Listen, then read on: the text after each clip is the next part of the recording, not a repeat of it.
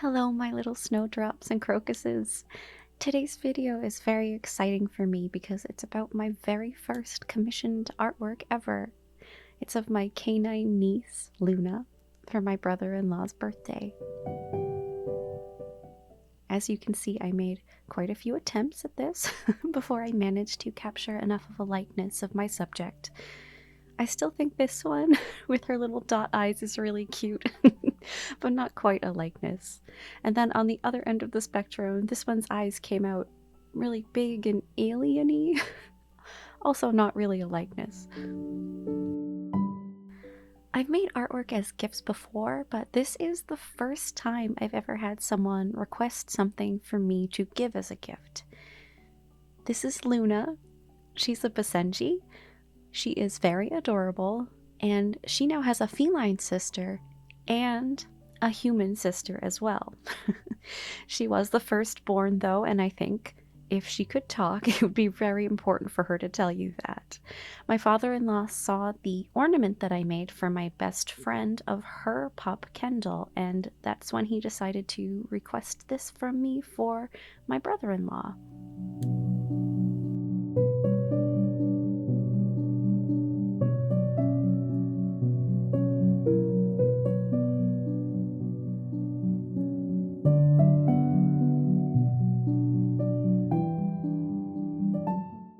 Part of the reason practicing animal portraits was on my list for this year's art resolutions is because I was working towards this.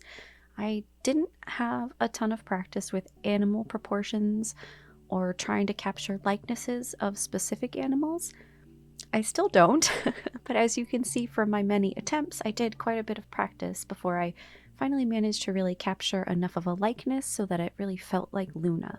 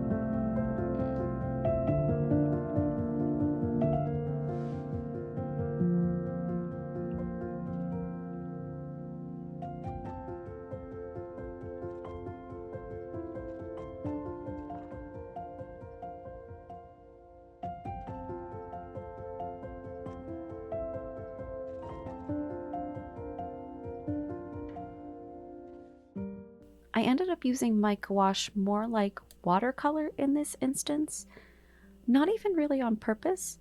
I knew I wanted to start off with a watercolorish base, but I thought that I would build up thicker layers of opaque gouache as I went. That didn't end up happening, mostly because this was my most successful attempt, and I had gotten pretty far along just using the paint like watercolor. I was worried about trying to layer on the paint too thick and obscuring the work that I had already done. I did, of course, go over the parts of Luna that had white patches with the white gouache, which was, of course, very handy. But other than that, this was mostly just used as watercolor.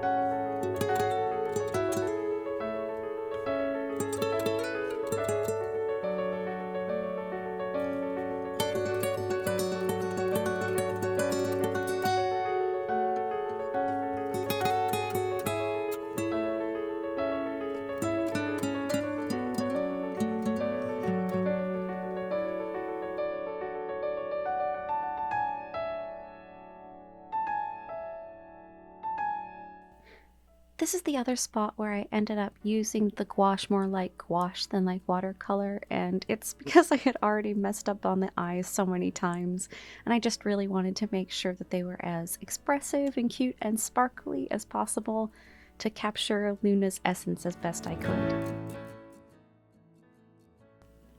And here is the final result.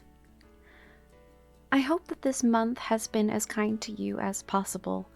Being able to escape into art has been incredibly helpful for me lately, and I hope that you have something that serves that purpose for you. As always, have courage, be kind, and always look for the light.